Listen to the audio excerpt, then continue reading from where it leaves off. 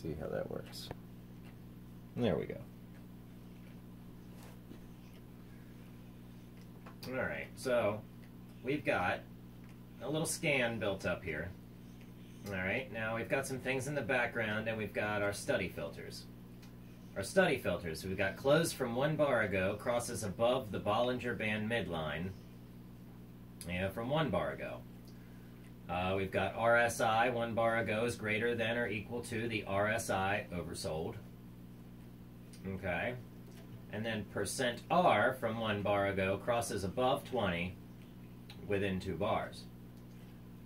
Okay, so we'll hit OK. So let's see, we'll pull up the Bollinger Bands, the RSI, and the percent %R. Okay. And we're also using this with that study. This is the open, volume, and percent to be from -13 all the way up to, the max, but I mean, let's just filter that out here just to get some of them down. Let's say, I mean, it goes up to 32 and then just goes all crazy. So, all right, and about 500,000 in volume.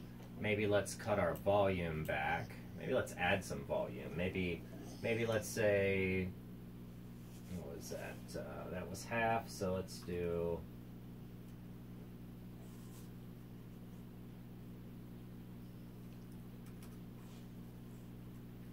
25 million. Okay.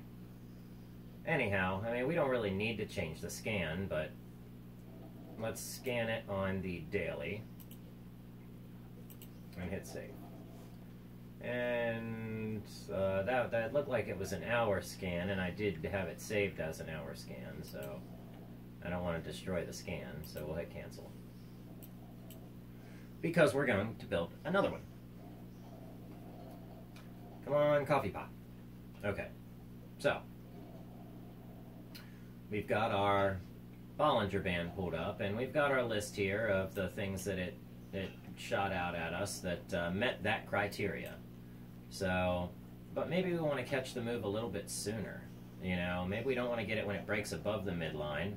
Maybe we want to get it when it taps below the lower line, and then opens at a new high. Okay.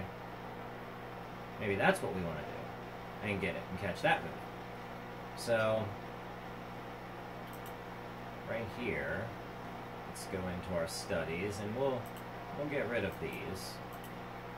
And we've got the RSI. Okay. And we'll add that.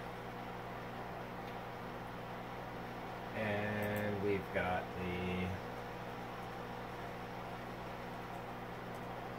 percent %R.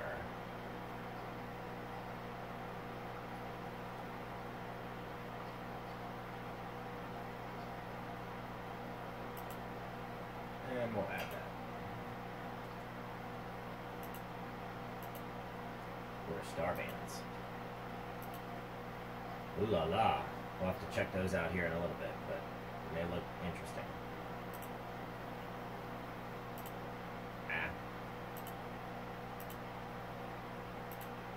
Okay. So here's our RSI. Here's our percent %R. So now what we've asked it to do is to let us know when it's come above 20 and when price has gone above, say the midline, and within 1, 2, 3, 4, 5, 6, 7. See, it wouldn't have caught that one. Okay. Alright, so maybe we want to get it when price is recovering above 20 and opens above the bottom band. Okay? And as for our RSI, if we wanted to, let's just see what the criteria is on that again. It was oversold, so it says when it was, I believe, greater than or equal to oversold. Let's just check. RSI from one bar of growth is greater than or equal to the RSI oversold. So we're looking for it to be greater than or equal to oversold. I don't know how it can be greater than oversold, but that's what we're looking for. So we're looking for the RSI to be, oversold. Alright, so that would be, here's an oversold condition. And that oversold condition appears, at this bottom, bar. So, let's see, we get oversold here, and then 1, 2, 3 bars. So maybe we would want to go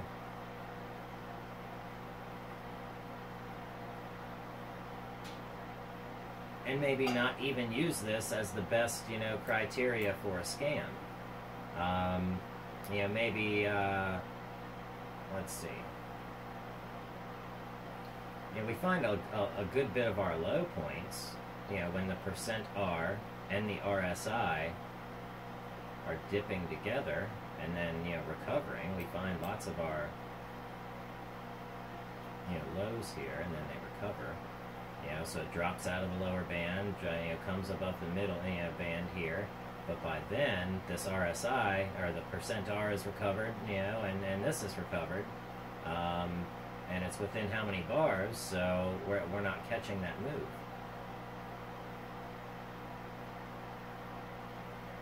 Okay. So let's go to a different watch list. Let's go to the ones that I would like to buy. Okay. Let's check out QS. On the, let's see what we can get to come up here. Okay. Now on the 1 hour chart, as that was designed to scan for, let's do 1 day, 1 hour. We're looking for it here. Let's do, we need another 1 hour scan. Let's do a 20-day 1 hour. Okay, here we go.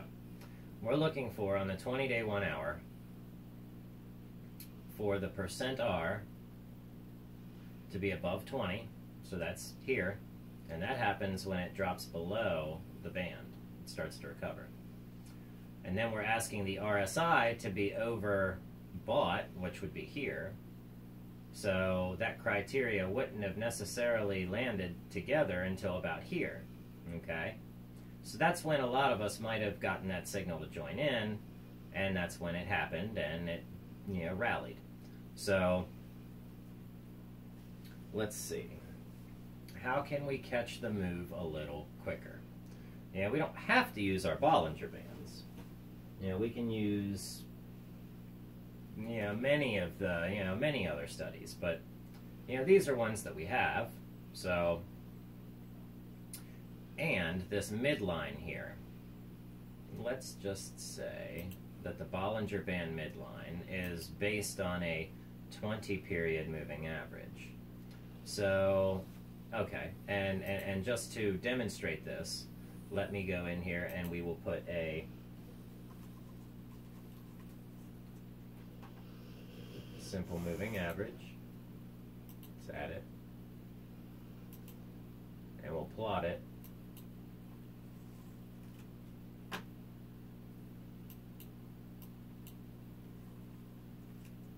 To 21.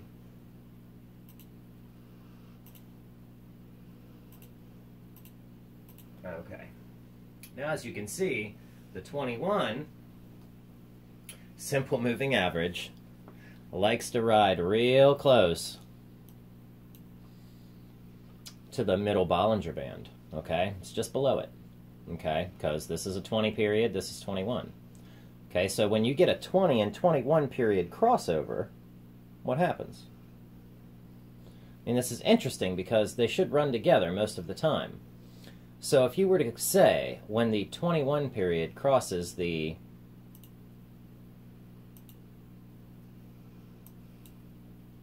or the 20 period crosses the 21, vice versa. And you could spread them apart a little quicker, and there's going to be action that's going to break that apart. It's going to cause it to be all squiggly, and the lower the time frame you go, the less clean of a move it's going to be. So, but we can come through here and we can determine price action, how it's acting, and off of the moving averages, whether one's above the other or the other's above. To see here, the 20 period is above the 21, but let's see what happens when it's moving downwards in price. Now the 21 is above the 20. So we can use this as a very good buy and sell indicator. Okay. Just plotting those two moving averages. So let's maybe even spread it out just a little bit more and with some different colors. So now that I've showed you that the middle Bollinger Band is on a 20 period moving average, maybe we don't need to keep those Bollinger Bands on the screen. Okay, so let's put another, say simple moving average. All right, we'll add and we'll add. Okay, now we'll make one of those, let's say, instead of being the 20, let's make it the 17 period. Okay. Now, why won't you? There. And let's see, 9 period moving average. Let's do a 4 period moving average.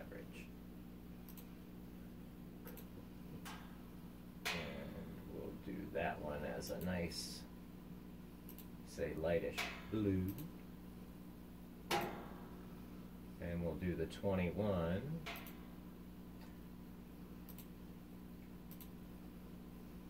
We'll make that one a little bit of a redder color.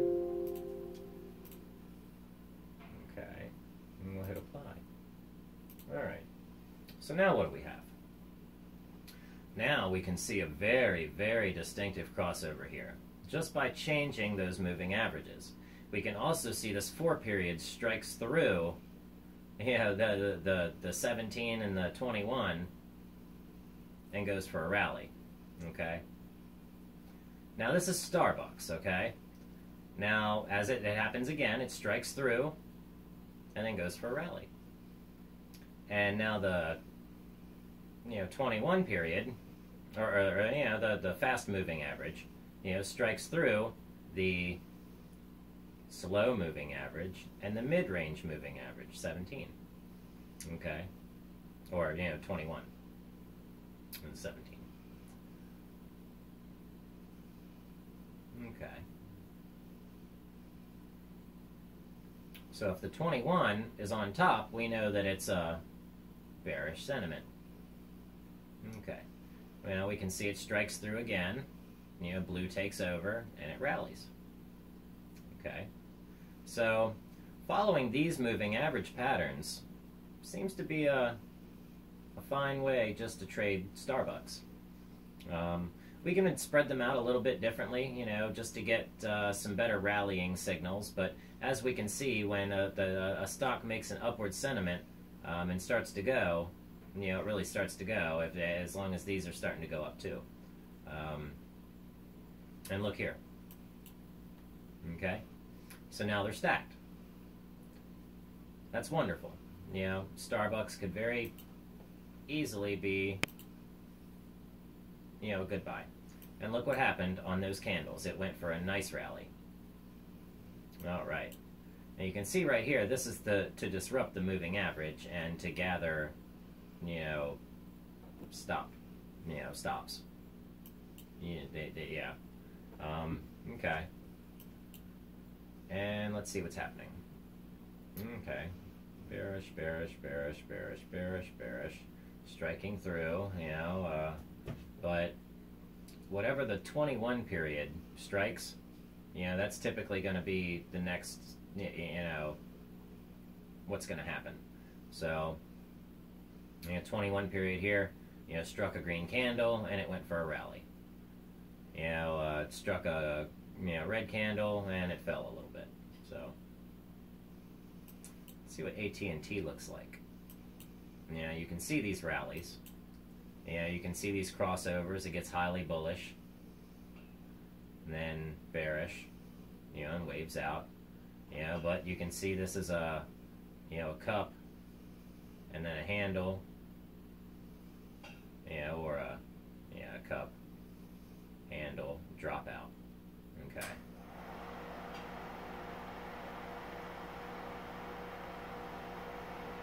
That's the inverse.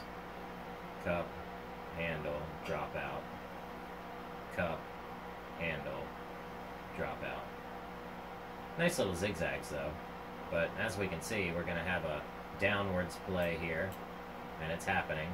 And right here, red is crossing over, and this is under, so I can assume this is going to be a downwards play first thing in the morning.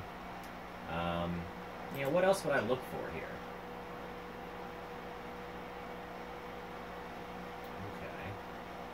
Okay. We always like to check things like volume.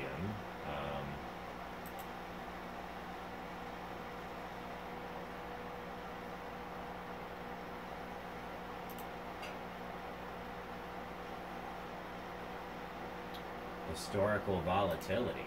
What is the high-low activator? What's that? Let's back out some. I can see it on there. It's right here. Seems to be that purple line.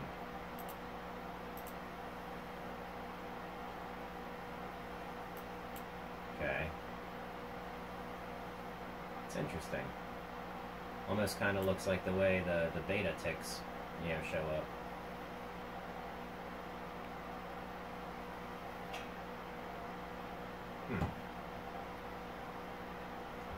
Lows, highs. Interesting. Almost kind of goes in the way of the parabolic SAR, but yeah. And that's a totally tradable system.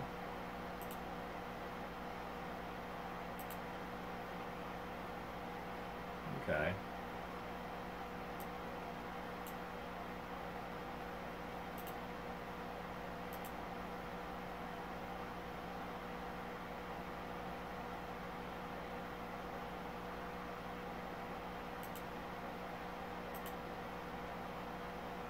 Let's get rid of the RSI.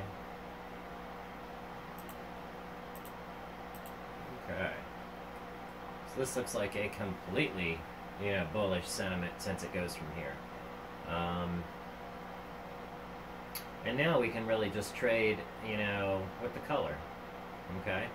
So let's check the stocks and see how well I'm going to do. Alright, I got in Oracle today. And it looks like we're over to a little green. We're moving into some green play. And it looks like, we hit a little bottom, a little doji, and we're going to try to creep up. Okay, let's see how Pfizer did today. Okay, now Pfizer, it had a little run, a rally, hit a top, and had a little bit of a pullback, okay? So here's our rally, here's our Wednesday rally, okay? Now here's our pullback to the 21 period, and if it goes back past here,